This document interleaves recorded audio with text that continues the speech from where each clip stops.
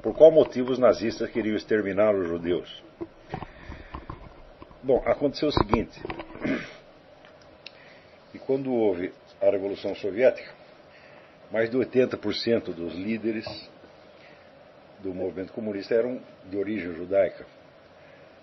Mas eles se enquadram precisamente na definição que Jesus Cristo deu da sinagoga de Satanás, que diz que são aqueles que dizem que são judeus, mas não são.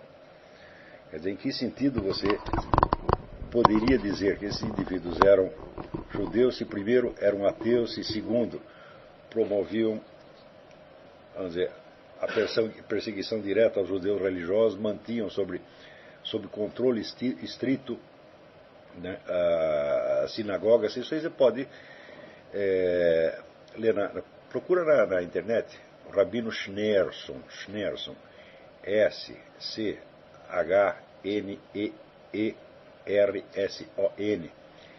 e veja, o sujeito foi parar na cadeia um montão de vezes, quer dizer, mas ao mesmo tempo o pessoal não tinha muita informação o pessoal no Ocidente não tinha muita informação do que se passava na União Soviética. Então,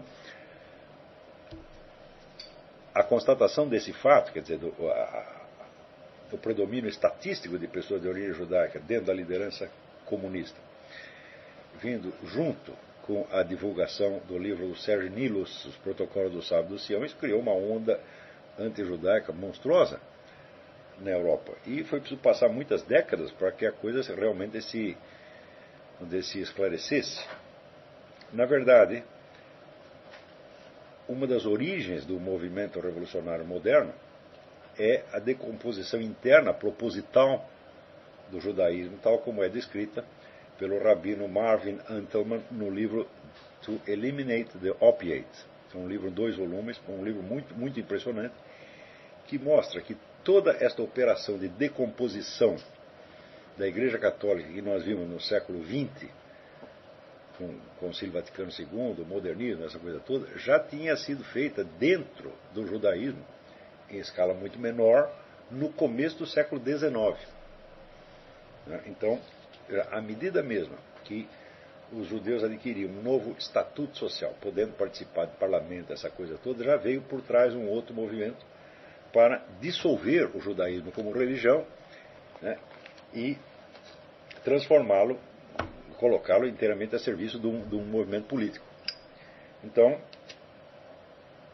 daí para diante, cabe a pergunta: o que é um judeu? Em que medida Trotsky é um judeu? Tá certo? É porque nasceu lá, tá certo? Mas não tem nenhum compromisso histórico com a religião judaica, com a cultura judaica, nada.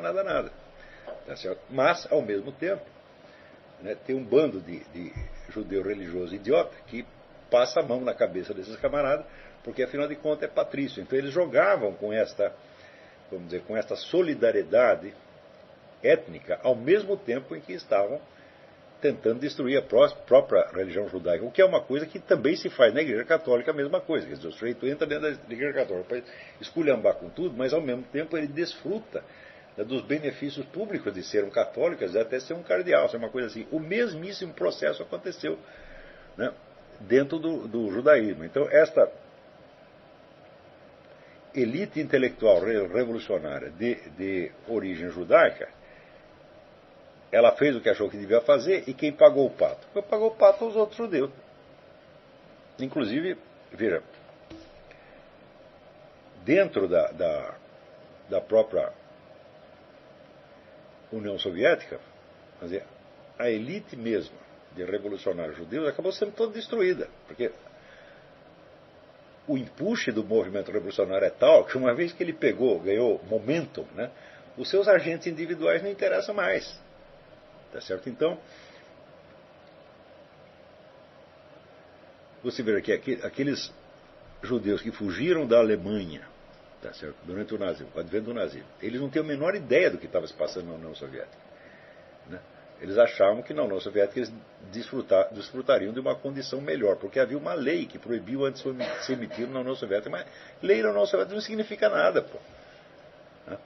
Então eles fugiam para a Rússia. O que o Stalin fazia? Devolvia os caras para o Hitler.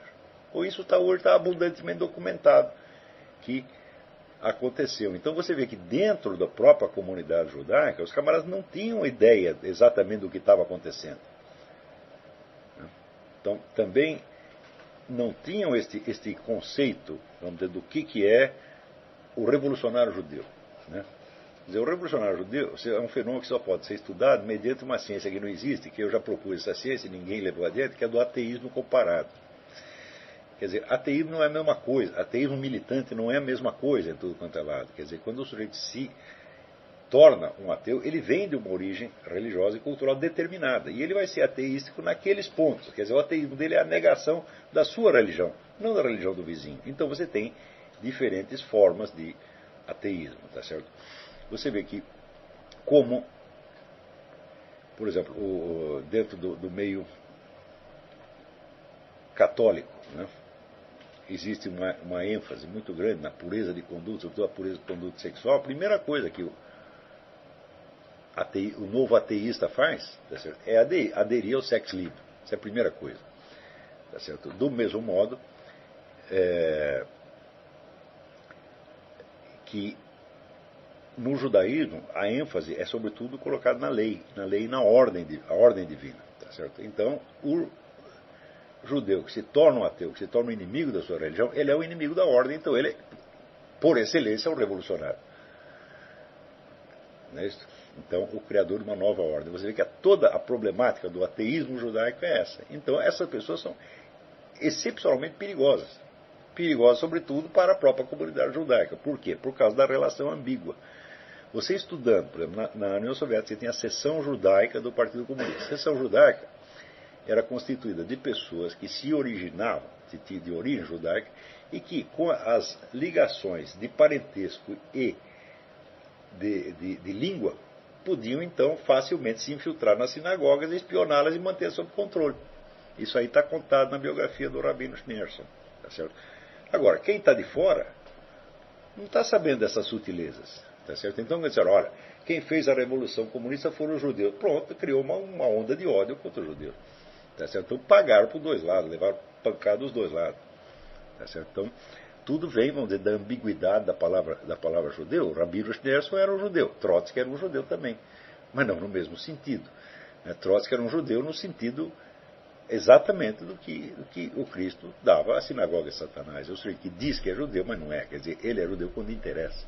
Quando lhe interessa, para ele se esconder atrás da comunidade, ao mesmo tempo que a está usando como bucha de canhão. Tá certo? Então, você vê que nos movimentos de massa e na escala de opinião pública, essas distinções passam totalmente despercebidas. Quer dizer, você precisa de um... Qual vai ser o objeto de ódio, o objeto de temor? Vai ser uma figura estereotípica, né? Criada com 2 ou 3 traços, como se fosse um tipo ideal. Então, o judeu vira um tipo ideal, que é o sujeito, então, ele é banqueiro, ao mesmo tempo ele é comunista. Eu digo, bom, claro que havia, de fato, uma ligação entre banqueiros e comunistas, mas vai dizer, em que sentido os Rothschild são judeus? Já não são há mais muito tempo. Quer dizer, eles são uma força autônoma, tá certo, que financia quem lhes interessa, tá certo? E se no meio disso for morrer metade da comunidade judaica, eles não têm nada a ver com isso. É isso? Então, quando você via que havia, por exemplo, banqueiros, né, judeus como Jacob Schiff, financiando a Revolução Comunista, tá certo? Então você achava que era, não, tem uma conspiração, né, de banqueiros e comunistas judeus. E isso vira a imagem do judeu. Agora, se no meio disso a comunidade judaica está indo para a cadeia, a sinagoga está sendo fechada, etc., aparece, na verdade, como se fosse um detalhe relevante, quando na verdade está aí todo o segredo da história. Porque justamente esta decomposição premeditada do judaísmo, que já fazia 100 anos, ela pegou uma massa enorme de judeus e transformou em revolucionários. Tá certo?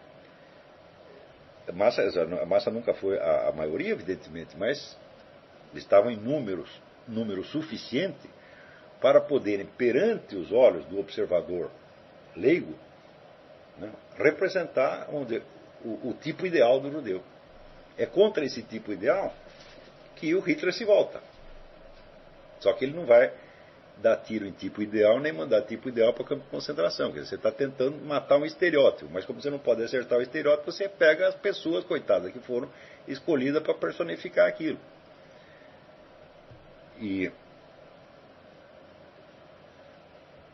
eu acho que foi, vamos dizer, eu acho que é um processo que, se você não ler o livro do Rabino Antelman, você não vai entender. E, naturalmente, você vai... Por exemplo, quando morei na Romênia, eu via que muitas pessoas cristãs na Romênia tinham ainda um ressentimento enorme contra os judeus. Por quê? Porque quem fez a revolução lá dentro foi o judeu. Eu digo, bom, mas peraí, mas que judeu fez? Foi um rabino? Ou foi... Né? É a mesma coisa que você dizer que quem está fazendo a revolução na América Latina são os católicos. Que católico? É o Frei Beto, é o Fidel Castro, né? É a turma da teologia da libertação, a ordem jesuíta. Então, eles fazem contra a Igreja Católica, e a Igreja Católica leva a culpa. A mesmíssima coisa foi feita com os judeus. Tá certo? E eu acho que a maior parte dos historiadores judeus até hoje não percebeu isso. Porque também, vamos dizer, muitas interpretações históricas são contaminadas de estereótipos do movimento revolucionário. Não é isso?